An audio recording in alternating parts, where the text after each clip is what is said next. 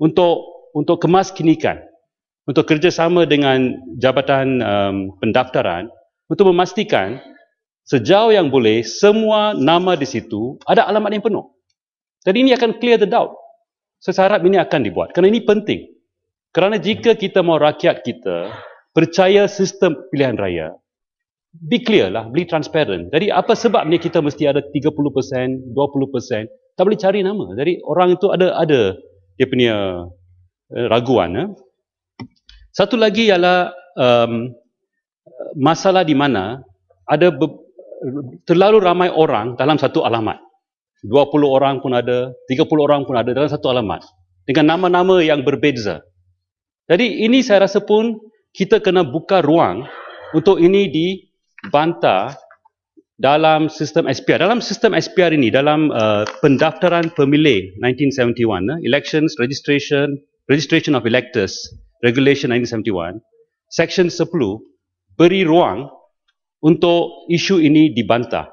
Dan saya pernah pakai ini dalam tahun 99, lepas saya kalah di Sungai Siput kali pertama. Saya telah bawa isu ini ke SPR dan selepas public inquiry, pendengaran terbuka, 300 pengundi di Sungai Siput dikeluarkan, dihantar balik kepada kawasan betul mereka, digugurkan daripada senarai ini ke kawasan lain. Tetapi selepas itu, lepas kes itu di mana 300 pengundi ditukar luar, ini regulasi 10 ini diubah di mana sekarang kita tidak boleh lagi membantah nama-nama dalam senarai induk. Kita hanya boleh membantah nama-nama yang baru dimasukkan dalam penggal itu. Diketatkan. Ya, dan lagi satu juga, subsection 10 juga diubah. Ini berkaitan dengan pampasan gaji yang harus dibayar kepada seorang yang kita bantah. Katakan kita salah. Dia boleh buktikan dia orang Sungai Siput. Saya sudah bantah dia. Pada masa itu, saya hanya kena bayar RM50 untuk seorang saya jika saya salah. Tapi selepas bantahan yang saya buat itu, undang itu ditukar, di mana pampasan ialah RM1,000 seorang. So jadi perubahan yang dibuat di dalam subsection 10, ini menjadikan sekarang amat sukar untuk menyoal dan membersihkan senarai pengindu. Jadi saya rasa ini tak perlu. Jika tak ada niat untuk menipu, apa salahnya buka ruang, jika orang ada raguan, bagi mereka bantah. Jika mereka boleh bukti orang itu bukan di situ, nak dipindah ke tempat lain, pindahlah. Tapi saya rasa ini harus dilakukan supaya kita boleh meyakinkan rakyat senarai kita telus, transparent, betul. Dan tak ada unsur tipu. Syur terakhir saya berkenaan dengan SPR ialah bolehkah kita wujudkan satu jawatan kuasa bebas yang anggotai oleh beberapa pihak termasuk Ketua Hakim Negara, wakil daripada Perdana Menteri, wakil Ketua Pembangkang, Presiden Jemaah Peguam. Kita boleh wujudkan itu untuk nasihat pada Yang di-Pertuan Agong komposisi SPR ini. Jawatan kuasa seperti ini wujud di beberapa negara dan kita boleh belajar macam mana mereka uruskan perkara ini. Ini akan kurangkan persepsi bahawa ini SPR ini pelantikannya ini bersifat politik. Saya nak pindah ke isu kedua, jerubu. Ini jerubu telah bersama kita sejak 15 tahun lebih. Dan tiap tahun kita masih hadapi masalah ini. Pada fahaman saya, satu aspek yang penting dalam ini ialah ada penurunan paras air dalam tanah. Groundwater level telah diturunkan. Kerajaan Indonesia telah buat projek-projek untuk dulu kawasan itu kawasan payah, dibanjiri air. Mereka dah potong longkang-longkang besar untuk kurangkan paras air supaya untuk pakai tanah itu untuk pertanian. Masalah dia bila paras air turun terlalu banyak, itu lapisan gambut itu jadi banyak kering. Dan pada masa musim panas, dia senang bakar. Jika ini isu yang sebenarnya, apa yang harus dibuat ialah kita kena buat tadahan, blocks lah, canals, dalam semua itu irrigation canal itu, dalam drainage itu longkang-longkang besar itu, kita kena buat tadahan, tempat ke tempat, supaya paras air tidak dibenar turun begitu banyak.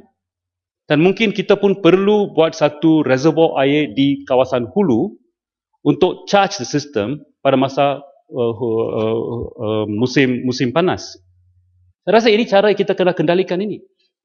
Bukan saja kita buat firefighting semasa dia datang. So saya harap kita boleh kendalikan isu ini. Satu lagi isu, kita katakan plantation syarikat kita katakan kita tak buat open burning. Saya percaya itu. Saya rasa plantation company kita tak begitu bodoh untuk teruskan ini. Tapi isu pekebun kecil situ yang buat open burning dalam dia punya pertanian kontan, mungkin mereka buat itu. Bolehkah kita beli sisa pertanian mereka untuk pakai sebagai biomass untuk menjana electricity? We buy it from them.